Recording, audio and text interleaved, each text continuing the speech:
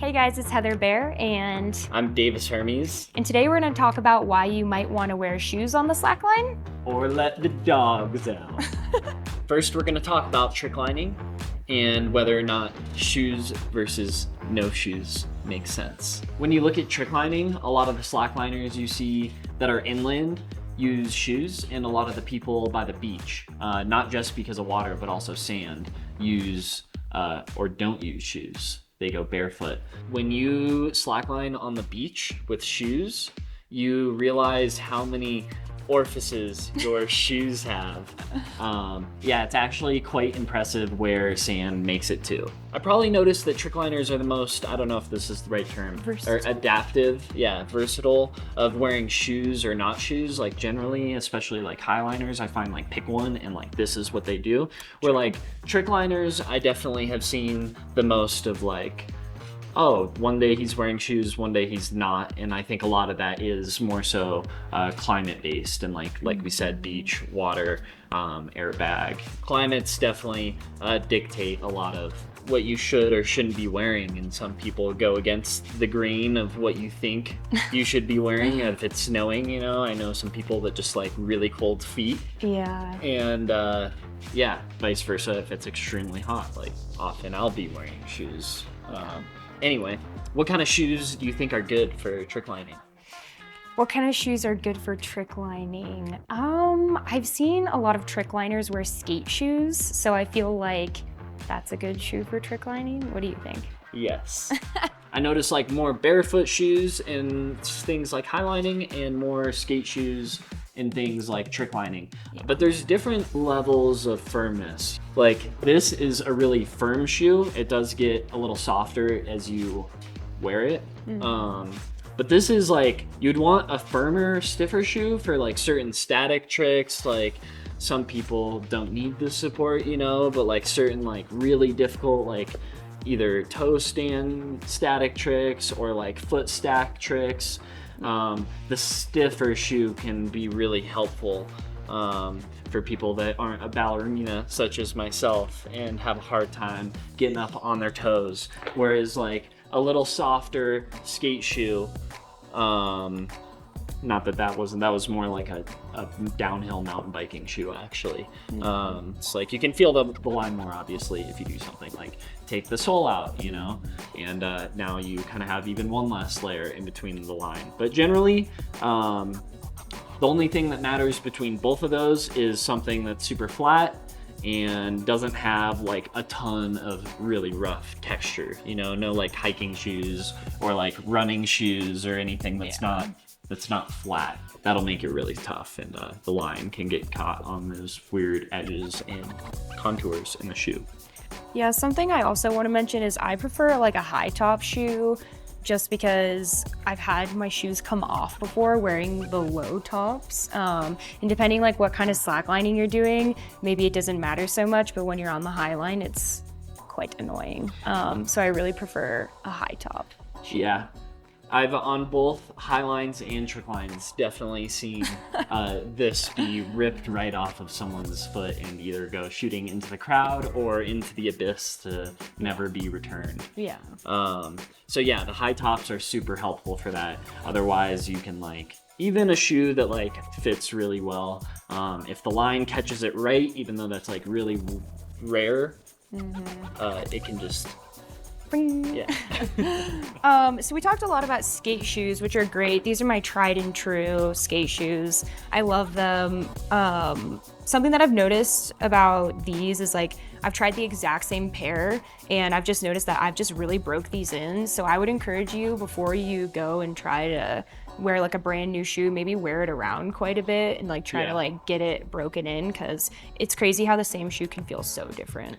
Yeah, I've taken shoes before behind a car and just drug my foot on the ground to just grind it down, and that's a little different than the bendiness of the shoe, whatever the word is for that. But just wearing it in and making it thin. And then outside of tricklining, I find myself wanting different things from different shoes, where like highlining, I really want to feel the line just a little more than the trick line.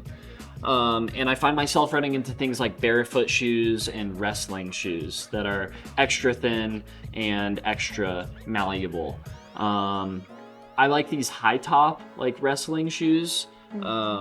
These I really have loved for a long time, and they have stood up to the test of time. And then these have done really well so far. They're the newest shoe that I've tried in the past few years, where for a while I was like skate shoe, skate shoe, skate shoe, even on the Highline. And yeah, the more the hippies got to me, the more I wanted to embrace my inner barefoot culture. Yeah. Whether you prefer shoes or you prefer to be barefoot, it really is so nice to be versatile because, you know, we live in Edwards, Colorado, and it's pretty cold here.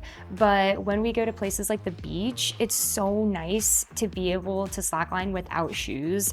And so just being able to be versatile and like take your shoes off and be barefoot or wear shoes if you need protection is so worth it.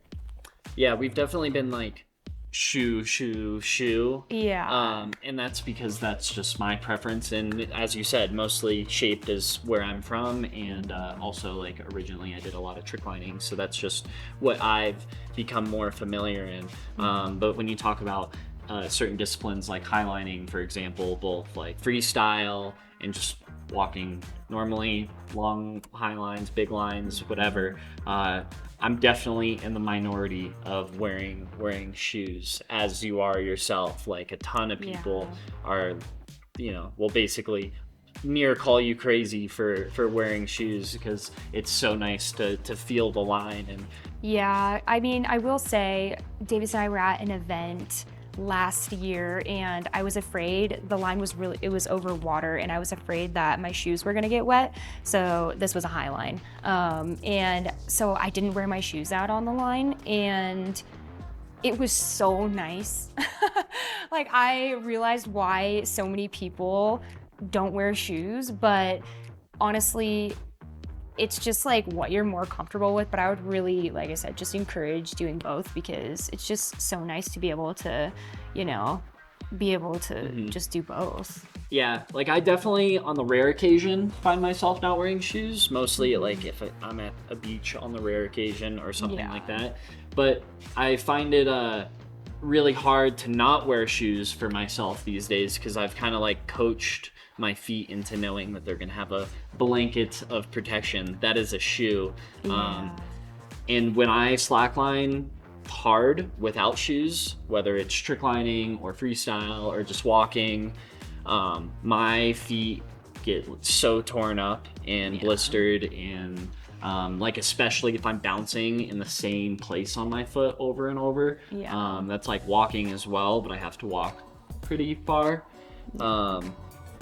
Where my feet just give up. And then I guess on the other end of the spectrum, you do have people that have been wearing or have not been wearing shoes for as long as they've been slacklining, and they get to certain levels where still their feet, even though might be more adjusted to or callous than my own, they end up needing to like tape specific spots on their foot and things like that for big lines or freestyle or whatever it is. They end up needing some protection, and I think a shoe feels like a lot, so they opt in for tape. But it's really common for me to just observe someone having to either replace their tape very often, or have taped their foot and been like, thank God I did, but it's still like tore through my shit and now I'm like bleeding everywhere over the line. Or just gonna have a blister on your foot for the next however long. So I would probably say the biggest benefits to wearing shoes is the protection. Like that's the biggest benefit, is having protection. Like it protects your toes. If it's cold, you know, that's more protection. But there's also drawbacks, like you can't feel the line as much. So the biggest benefits to being barefoot would probably be that you can really feel the line under your feet. Whereas like you can do that with shoes as well, but it's not as intense. Yeah, it's definitely the no pun intended balance. Yeah. I love wearing my shoes, but I need to go barefoot more. and maybe this almost goes against the shoe argument, is I've seen people, including myself, wear things like either ski boots or mountaineering boots to intentionally make it harder or more difficult, which can be a very interesting and often unthought of way to train. On that note, be careful with how many sharp things and what type of materials you're putting on your webbing. And maybe in a park line, this matters less so, but like on Highline especially,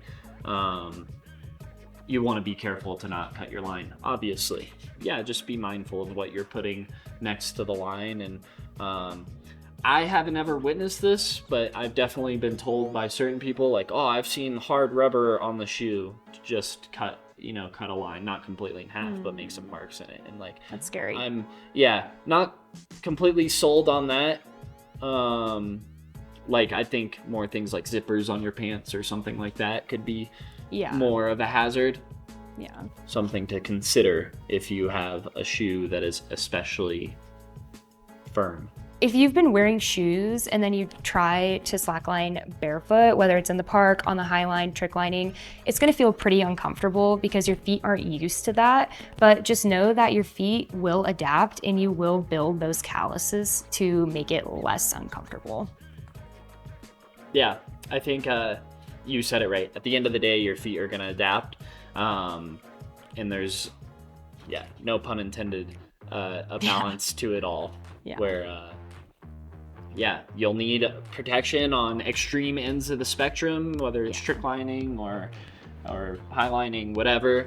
And maybe you'll just have a preference to want to feel the line more on, I guess, the opposite end of that spectrum. I've also seen people wear some pretty interesting combinations when highline freestyling. Like I've seen some people wear one shoe in one barefoot. I've seen people wear one sock in one shoe. So there's really like an endless amount of possibilities. I think I actually didn't even think about that yet. I have seen plenty of combinations also, of course. And you said it right. Socks, sock shoe, so it can slide, and like generally I would say like not two socks. I don't know that I've ever seen anyone recommend that. But Skinners though. Skinners for sure. They have rubber on the bottom. And socks are slick, but there's cases where like maybe people want one foot to be able to slide, whether it's Speedline or Highline Freestyle, whereas they want the other foot to kind of have like some sort of grip. And I have never experimented with that at all, but I know some people that are a fan of that for sure. So really, once again, it's a preference thing, and find what you want to do. I don't think there's this is better than the other, as much as I would love to tell you that shoes are better. And I know the vast majority of people will tell you that no shoes are better. Yeah, I would mostly just encourage you to try a bunch of different things, and then eventually you'll find what is comfortable for you and what you prefer, and overall just be a more versatile slackliner. Here are a couple shoes that I would not recommend wearing on the line. This is Davis's shoe. I just feel like these are so hard to slackline in. Like, he does it, but they're so tough. This will definitely dig into the crevice in between my toes. It's just uncomfortable. And then these are just like a pair of boots, which are pretty stiff and have like a little bit of a heel. And I find these almost nearly impossible to walk on the slackline with.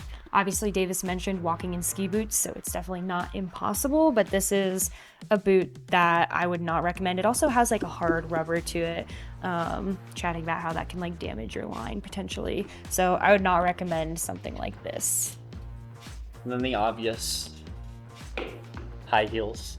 Oh no, you can slackline in high heels. No, that's totally okay. Insert archivable footage of Faith slacklining in high heels.